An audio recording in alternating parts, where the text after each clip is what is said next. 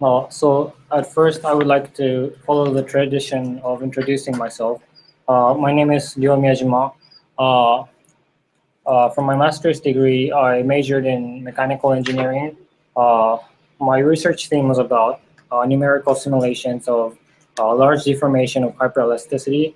Uh, the technology involved is called finite element method, also known as FEM. Uh, and then after I graduated, I was involved in structural engineering at a traditional Japanese company called Mitsubishi Heavy Industries. And I designed, I was a structural engineer for military fighter jets. And I did that job for 2 years. After that, I became a software engineer at a startup called Akatsuki. And I was involved in uh, developing mobile applications there.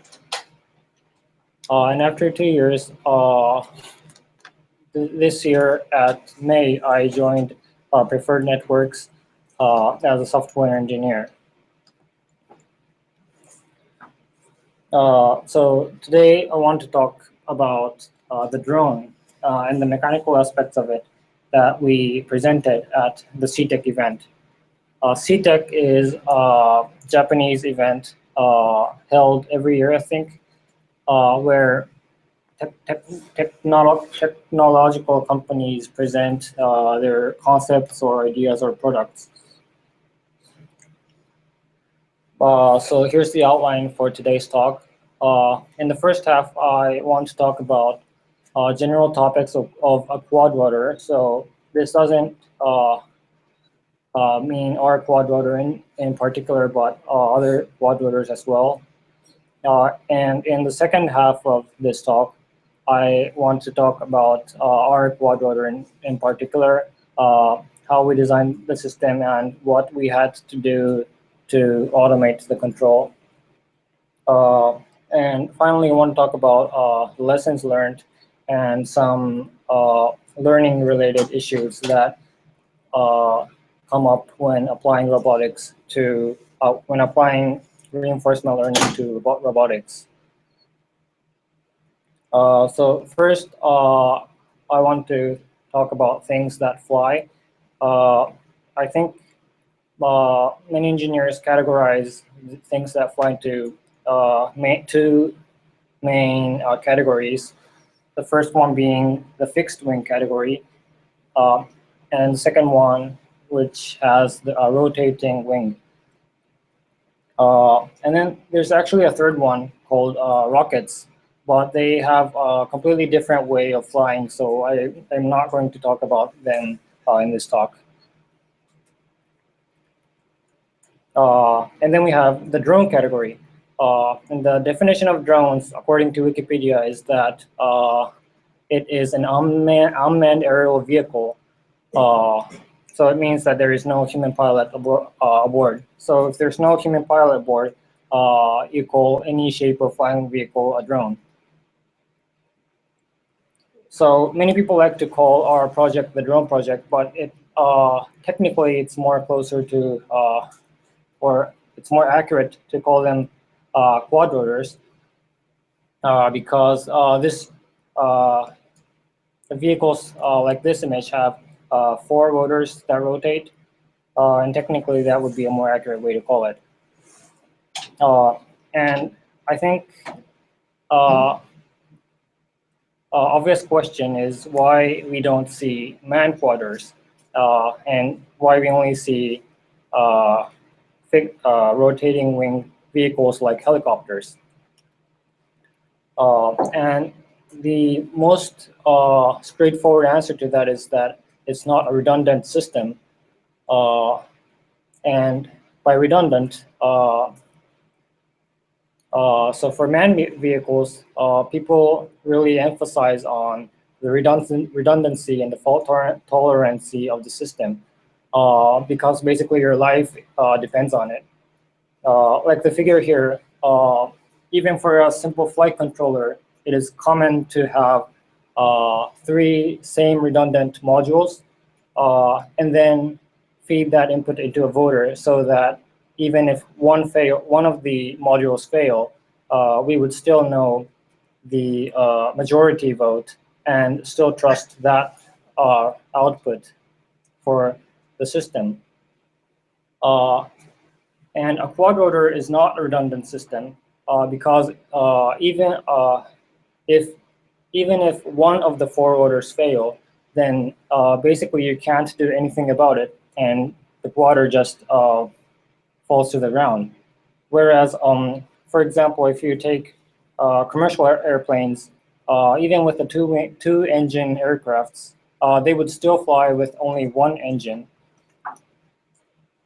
And if it has 4 engines, that would even be better. So that's the reason why you would not want to risk your life on a quad rotor.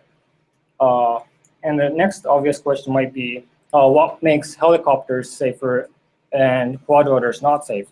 And intuitively, a helicopter only has 1 rotor, main rotor that creates the lift. So intuitively, it might not look like a very redundant system. But in fact, helicopters have a feature called auto-rotation. And surprisingly, a helicopter can actually safely land to the ground even if its power fails.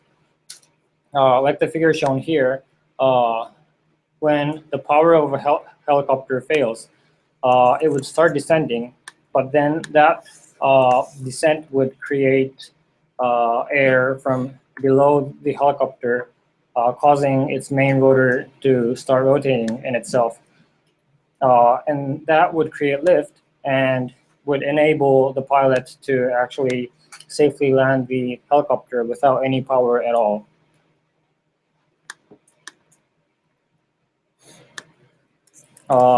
So for the next topic, I want to talk about the electric component of a quad rotor.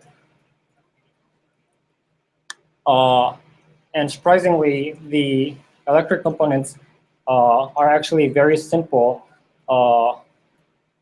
compared to, for example,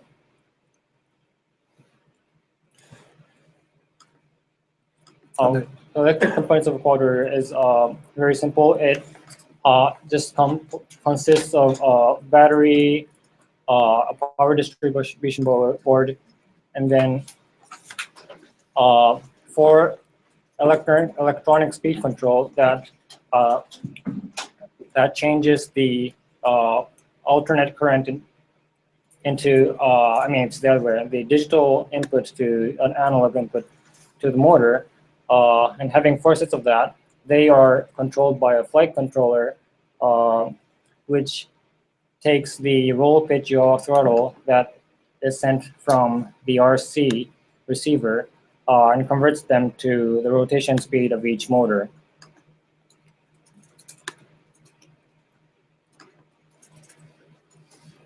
So when you compare the characteristics of quad rotors to helicopters, you immediately examine that they have very few mechanical parts compared to helicopters. The main reason for this is that the helicopter needs control called the cyclic pitch for its main rotor, where the pitch of the blade in a helicopter would change during its 1 cycle for enabling it to control the roll and pitch. Whereas if you look at quad rotors, you don't need to have cyclic pitch to control a quad rotor, and that makes the mechanical system very easy. And you just attach a motor without any mechanisms like cyclic pitch. And that is related to the second characteristic, which is that it's control. It makes it easy for it as a control problem. So when you look at helicopters, you have to control the pitch of the rotor blade throughout its 1 cycle according to its phase. But for quad rotors, you don't need that. And I will explain the details later on, but the control problem is just simply easier. And that is also related to the third characteristic, which is that it is easy to operate for humans. Operating a helicopter is pretty counterintuitive in that when it is hovering, there is actually a little bit of roll involved to reduce the thrust that is created from its tail rotor. So it is very counterintuitive. But when you look at quad rotors, it simply follows the roll and pitch that the pilot sends. So from here, I'd like to talk a little bit about physics. First of all, starting with why things fly.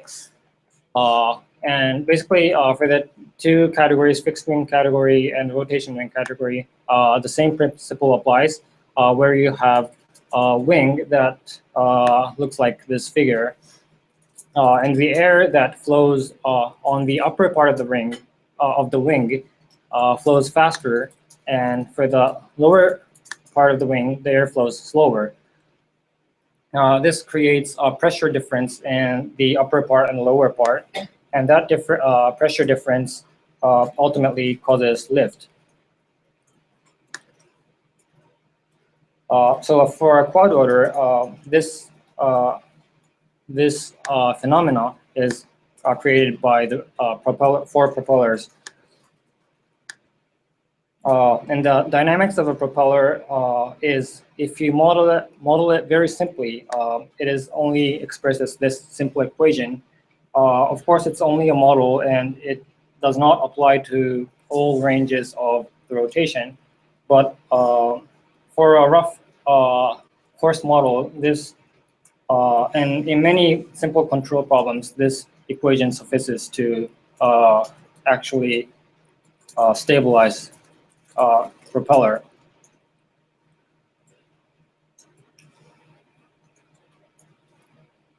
So with that equation, you have four systems that create the lift according to A omega square. And so you simply multiply that by 4, which indicates the 4 propellers on the quad rotor, and you get the gravity. So when a quad rotor is hovering and is in equilibrium, this equation applies. And so the next question is, how do we control the roll and the pitch of a quad rotor? And this is also surprisingly easy because, for example, if you want to control the pitch, or maybe closer to the roll in this diagram, you create a difference between the diagonal rotors. In this case, the motor number 1 has the slower rotation, and the rotor number 3 has the larger rotation. And that difference creates the force, the difference in force, which I explained in the slide previously. And according to that difference, a torque is created. And so all you have to do is put that torque into this equation on the right-hand side, and that would give you the angular velocity of a quad rotor.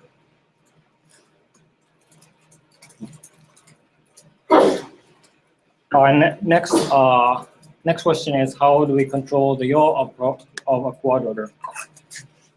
And this is a little bit indirect way to control the yaw, but since the yaw control doesn't have to be doesn't require much force generally, this mechanism is sufficient for the yaw control in many cases. So for controlling the yaw, it is first worth mentioning that a quad rotor, the rotation direction of quad rotor is different. So for motor 1 and 3, it rotates in clockwise direction, and you notice that for motor 2 and 4, they rotate in counterclockwise direction. And this difference is essential for the yaw controller because when you want to roll, in this case, to the left, you increase the motor rotation of the two diagonal motors and decrease the rotation on the other two motors.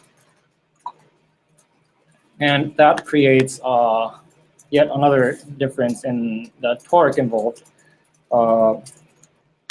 which is partly momentum related torque and partly aerodynamics related torque.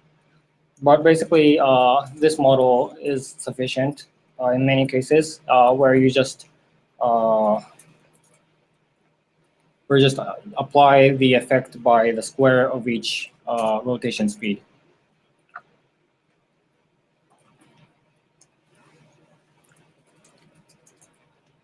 So we looked at roll, pitch, and yaw control, and thrust is obvious, so I'm not going to mention it in any of the figures.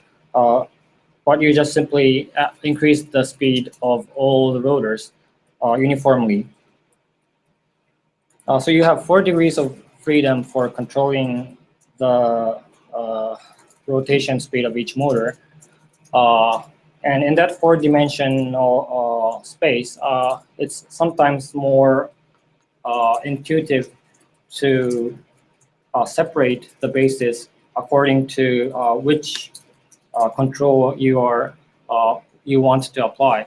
So for example, when you look at the first term, the pitch control only involves the rotation speed difference of motor 1 and 3. So you simply specify that for the basis.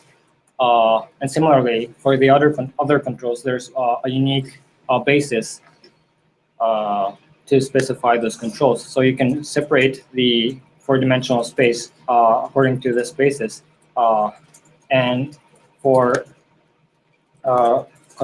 programming the control policies, this form is sometimes more useful.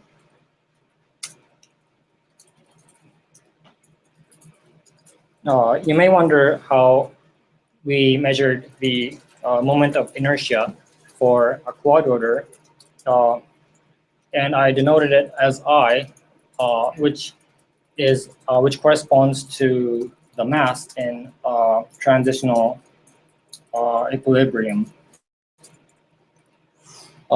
And there's an easy way to measure the moment of inertia. This was actually in Wikipedia, but basically you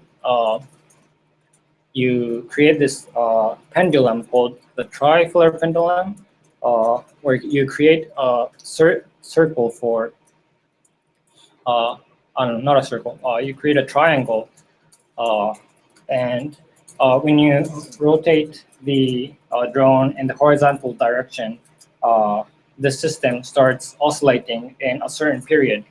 And if you measure that period, you can actually use this equation here to convert that into the moment of inertia. And I tried it with a shape that whose moment of inertia is known in closed form, and the accuracy was something like 98%. So for rough estimates, you can use techniques like this, and this is indeed what we used to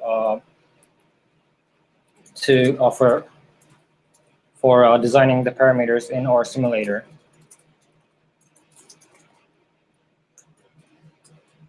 So the 4 degrees of freedom, roll, pitch, yaw, and thrust would be the low-level controlled degrees of freedom for a quad rotor.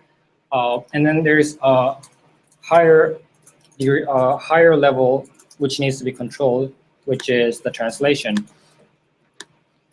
And the translation is basically governed by this equation, which is, again, not an accurate model if you consider rolls or pitches that in a bigger magnitude, like 45 degrees or something, then this equation doesn't apply. But generally, near hovering states, this equation is enough to control the drone so that it is stable. And basically, you have the force of the rotor, which is applied to tilted direction from the gravity, and that tilt causes component in the horizontal direction, which can then be substituted in this equation to get your acceleration.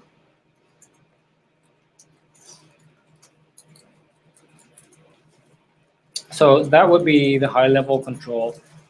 And for quad rotors and for many other applications, it is a very common thing to cascade your control so that you have a high-frequency, low-level control, and low-frequency, high-level control. This is certainly what we did for the drone system.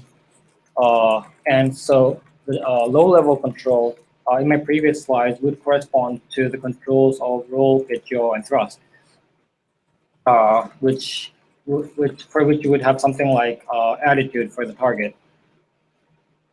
And for the high-level control, you have something like position control, which is basically a good principle to be controlled with a lower frequency for many reasons that I would not go into detail here. And when you apply, when you want to apply some trendy techniques like deep learning or reinforcement learning to robot systems, the obvious question and the most common question that you have to face is which level of freedom do you want to apply the learning method? And in ideal simulation environment, it is basically better to control the robot from the low-level control because you have more degrees of freedom and you have high frequency. And but generally, you would want that would become challenging in real-world systems. I would mention about them later on. Another common aspect of low-level control is that it is usually not self-stabilizing. By self-stabilizing, I mean that if you do not send any control to the system at all, will the system diverge or will it converge in the way that it is? When you, for example, a position control of a robot arm, if you neglect gravity, that would be self-stabilizing. And the other case would be something like an inverted pendulum, which I think you are familiar with in many reinforcement learning literature. That is not self-stabilizing because the system goes out of control if you don't send controls at all. And for low-level control, it is common that the system is not self-stabilizing.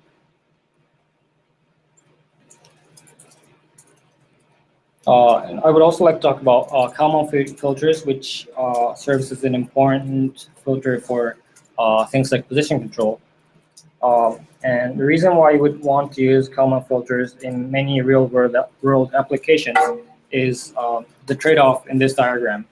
So you have something like a global positioning system, which is very accurate and gives you the exact position, but you don't get the updates very frequently. And on the other hand, you have sensors like IMU, which have a very high frequency, but you have to integrate the results to convert it to the position, which in itself has a lot of noise. And even without the integration, IMUs generally tend to pick up a lot of noise. So you have this trade-off. And the question is, how do you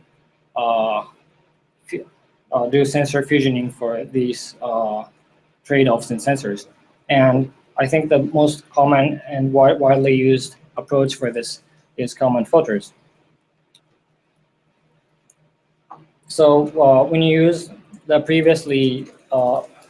the two sensors that I previously showed in the slide, a typical output of a Kalman filter looks like this, you want to predict the position of your system, your agent, according to time, and the triangles denote the GPS updates, which don't happen very often.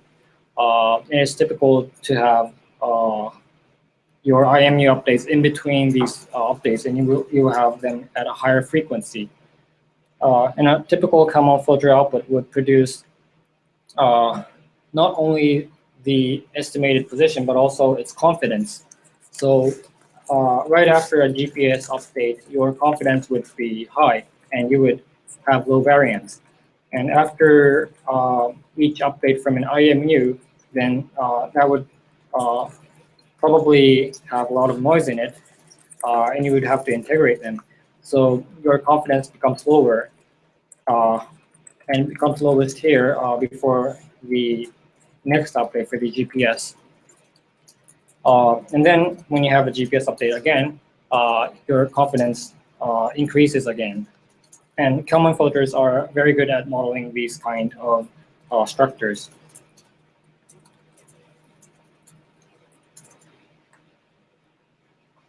So that was my first half of this talk, mainly about quad-rotors in general. And for the second half, I would like to talk about what we did for our quad-rotor systems and what we needed to hack to control it automatically.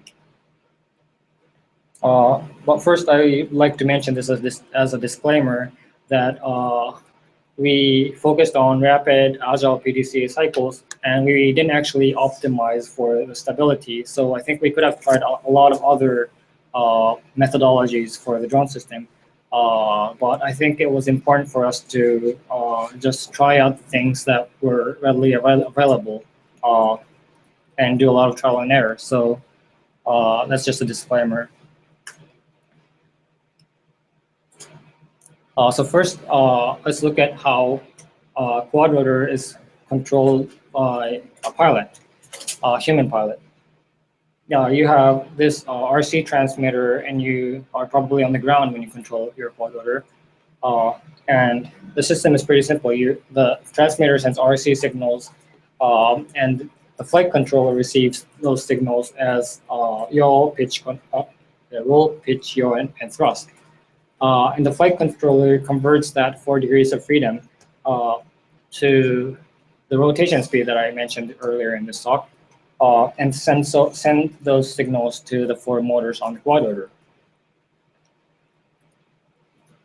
What we did to automate that is we basically follow the approach that the Stanford team was doing for their autonomous helicopter control, where we open a port called the buddy port here, which for hobbyists, this buddy port serves as a protocol for controlling the helicopter with a student and a teacher, where, for example, a student could control only the roll of the quad rotor, and the teacher could control the other degrees of freedom, so that the student can learn to fly the quad rotor safely.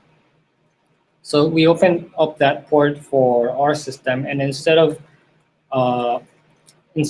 connecting it to a transmitter that a human teacher controls, we instead connected it to an Arduino, which could be then controlled by ground PC, which was controlled by on Ubuntu, which isn't even a real-time system. But since we chose to control quad rotor by position control, that was sufficient, and we didn't really have to do anything with real-time systems. Another thing important for controlling the quad rotor is that you need, or at least the human pilot needs, eyes to control to detect its position, and we needed this similar localization. And I think there are a lot of products out there that enables localization of a quad rotor out of the box, but we sort of wanted to make things work as fast as possible, so we just used simple webcams. and used IR infrared LEDs to detect its position. The information from the webcams are then sent to the Ubuntu system in this loop, and I'll explain how we use that information for localization later.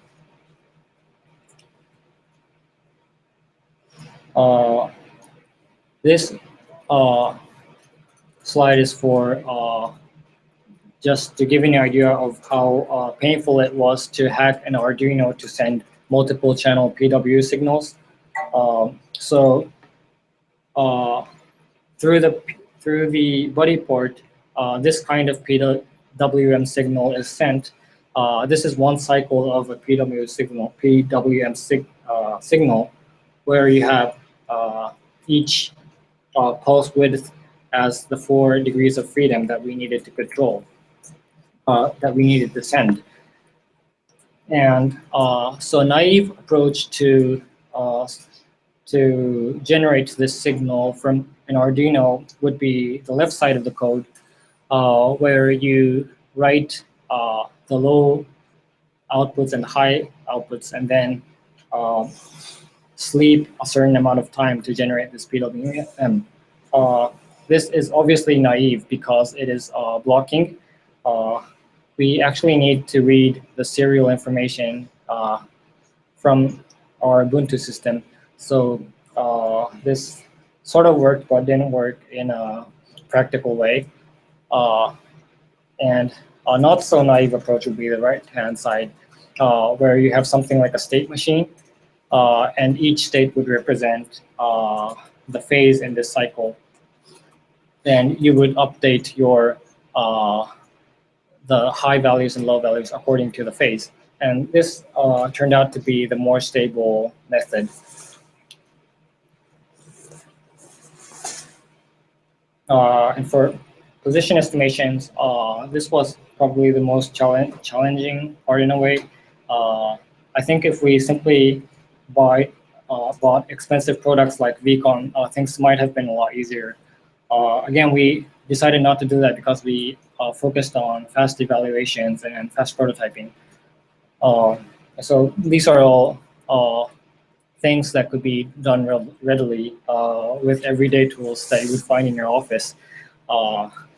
And at first we started with 3D reconstruction, and at first we chose the challenging approach of using an onboard camera, which actually turned out to be very challenging because the angular velocity on a quad rotor was higher than we had initially expected. So 3D reconstruction with an onboard camera actually works if you use your hand and move the camera around. That would still work, but for a quad rotor system with its high angular velocity, it was not very stable, and eventually we decided not to use it.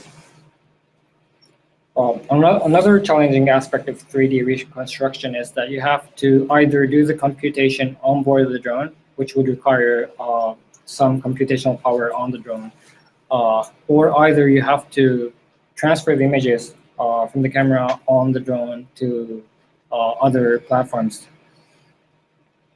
In either way, there's a technical challenge there. Then this is basically in chronological order of the methods that we tried. So next we tried background subtraction because it was very easy. It was like only 10 lines of code or something. And this could be done with an external camera. And we even did it with only one camera initially and just calculated its horizontal position. And for our initial prototyping, this was sufficient, actually. But as our system got more sophisticated and as it got more stable, as you could imagine, background subtraction would not give you any output if the water is very stable and is not creating any difference in the background. So eventually we had to give up on that. And after that, we went to software color filter using visible color.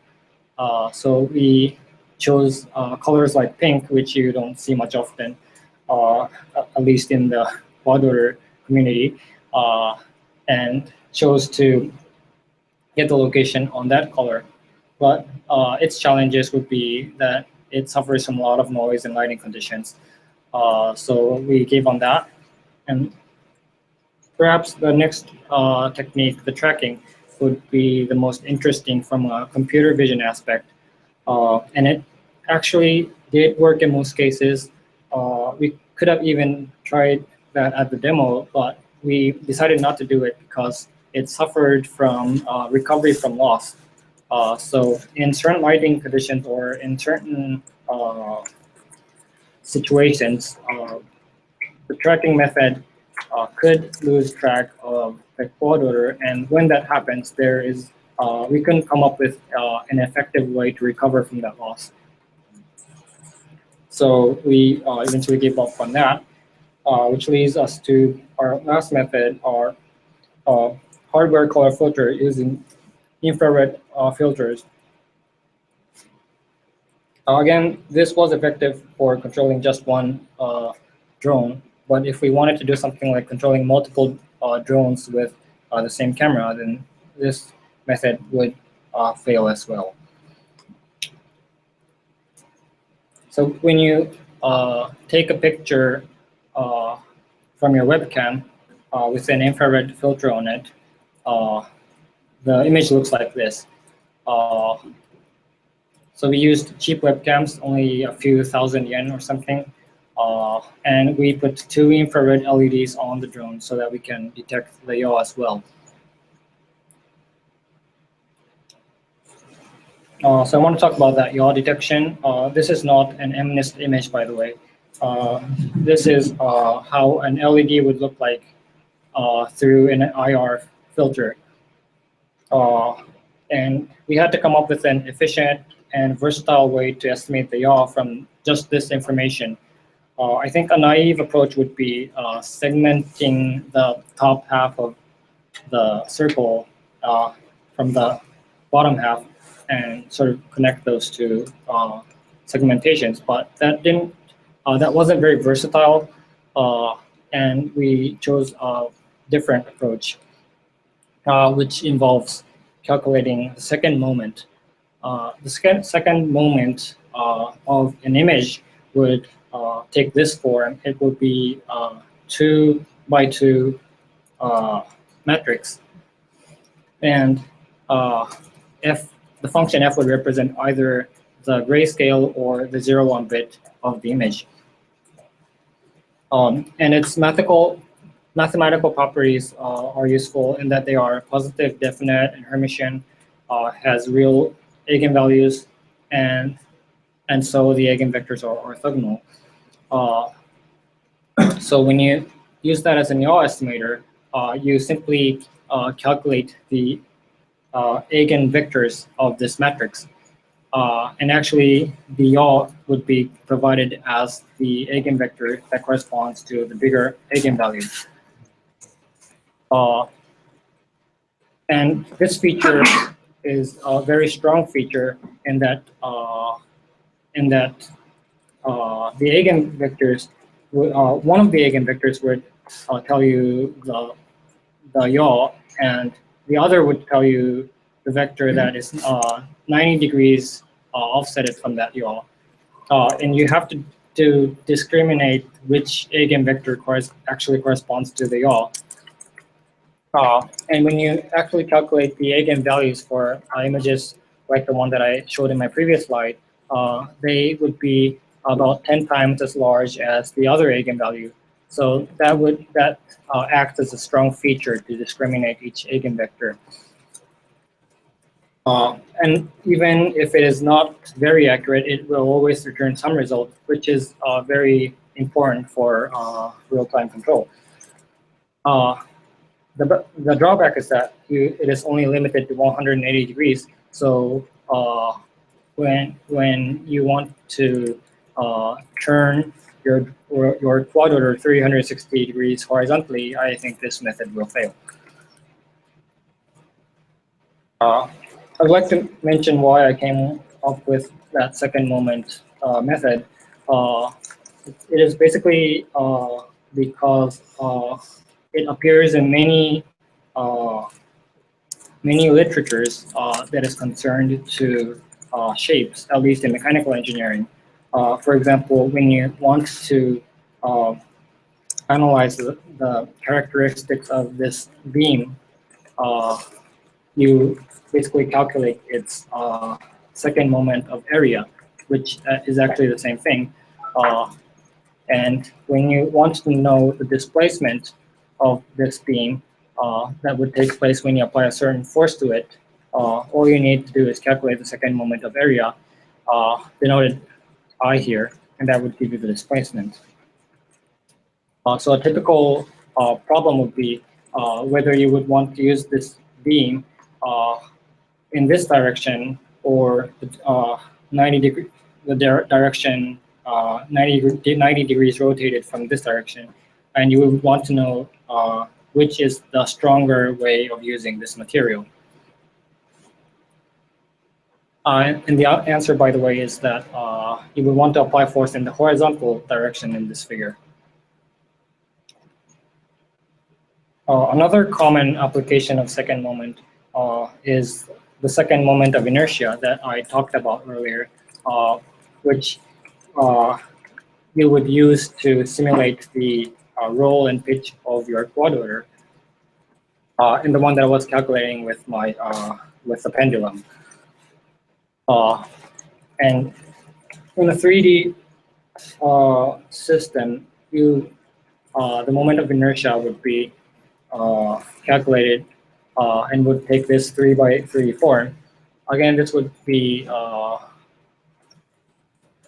positive definite and would have the same properties as the one that I showed you previously.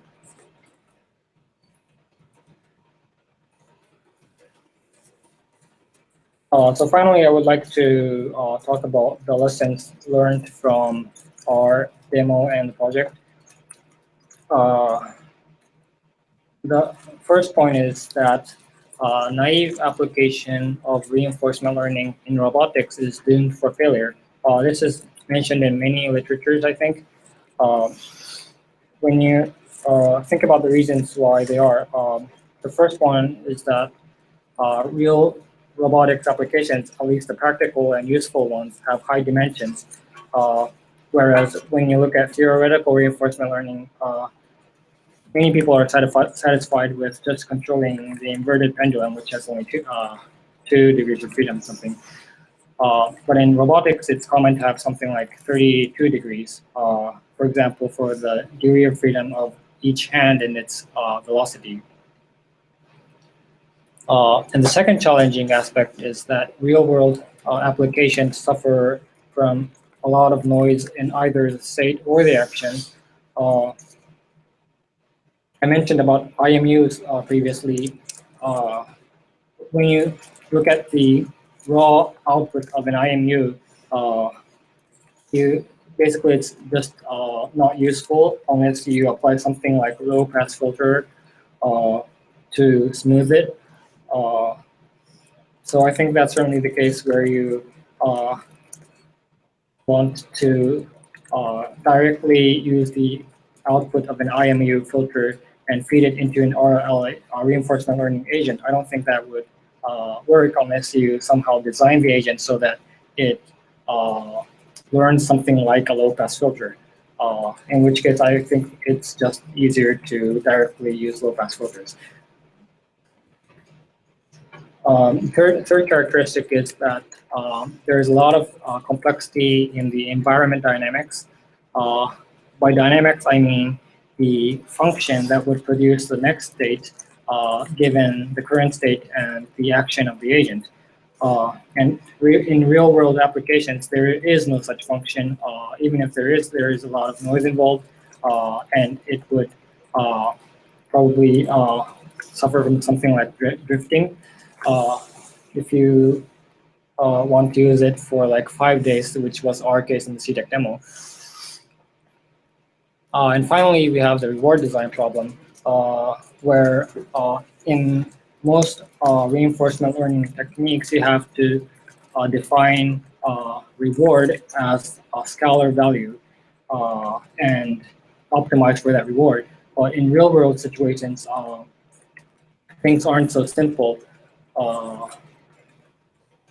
example, how would you define the death, define an accident, and an accident that would correspond to something like death for humans? That wouldn't be so easy if you only have 1 degree of freedom as a scholar for the reward. But people have the ability to look forward and avoid anything that would cause you to die, at least most people.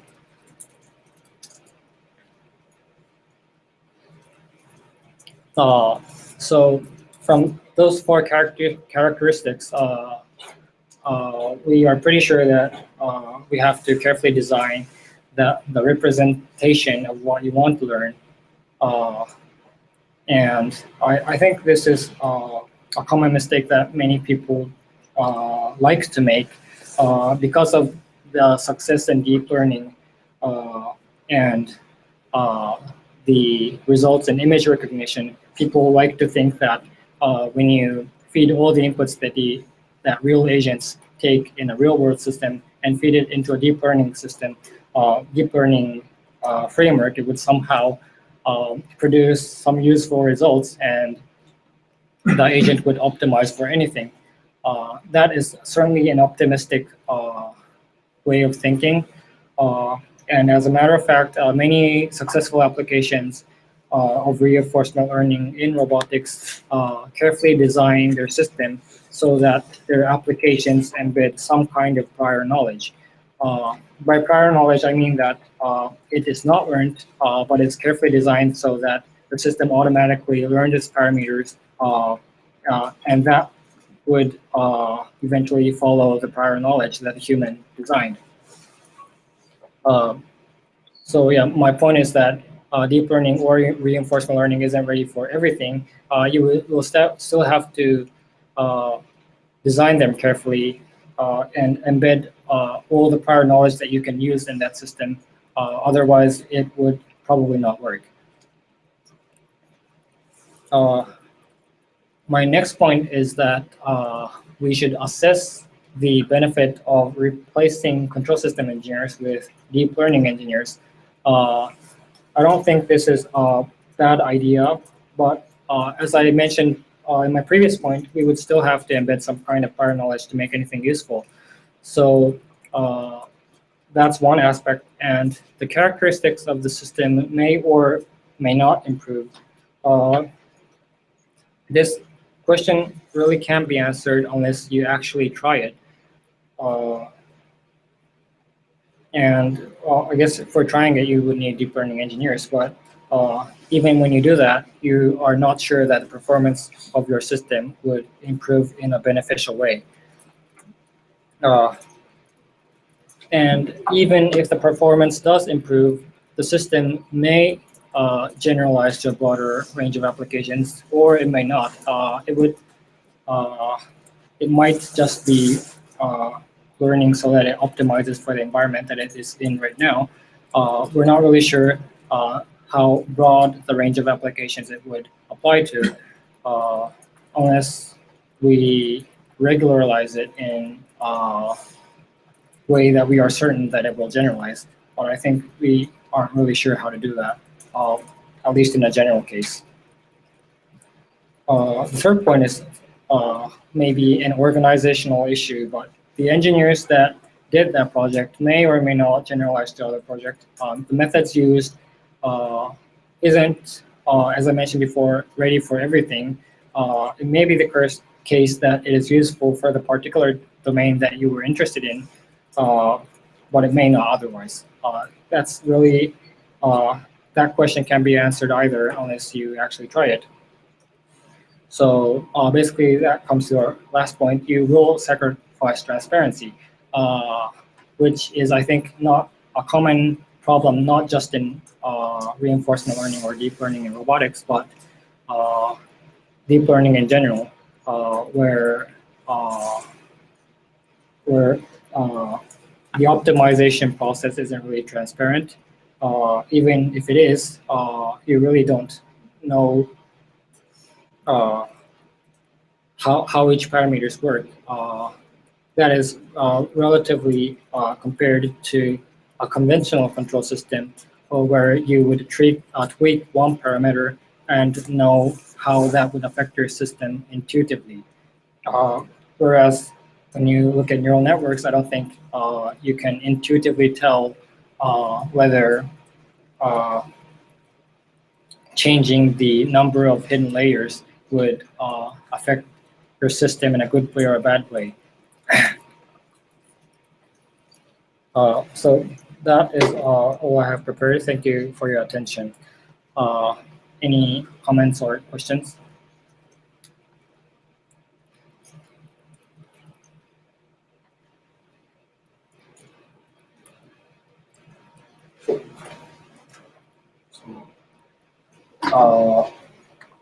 Did you examine how much the current such expected equations differ from the actual observations? Is this so? For example, there are several very there are equations like estimation of the your pitch or something, but we also can observe some noises in the observation. So did you examine such differences? Not in a quantitative way, but qualitatively, it was apparent everywhere.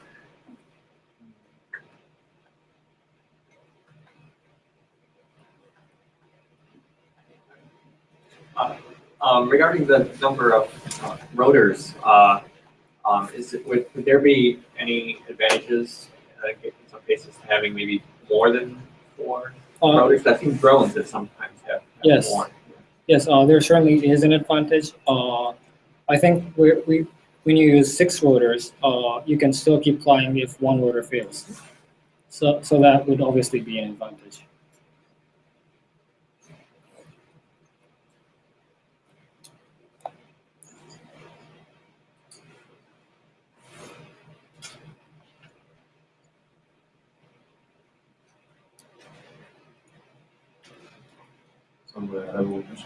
So you said that one disadvantage when estimating the orientation with the eigenvectors was that it's only 180 degrees. Yes. Right. But I think you could solve this by adding some kind of asymmetry to yes. Right.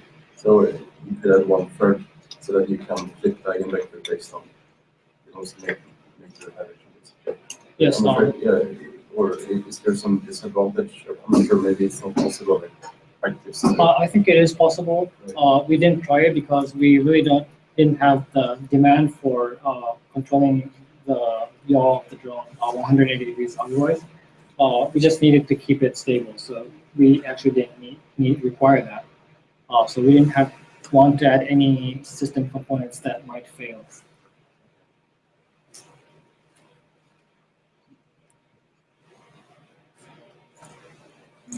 You mentioned using Kalman filter for fusing sensors with different accuracy and frequency characteristics. Do you also use that to incorporate position information estimation? Yes, we. You mean? From the external camera? Oh, yes, that we did that. So the input would be the pixel coordinates of the 2 cameras, stereo cameras. So you would have those 4 coordinates, and we would pass that through a Kalman filter and produce the 3-dimensional coordinate. So that is certainly what we did. So you actually use Kalman filter to fuse 3 different types of sensor input? Initially, yes. And for the version that was presented at the demo, we actually ditched the IMU because of many reasons. Also, it was only just 2 stereo cameras information.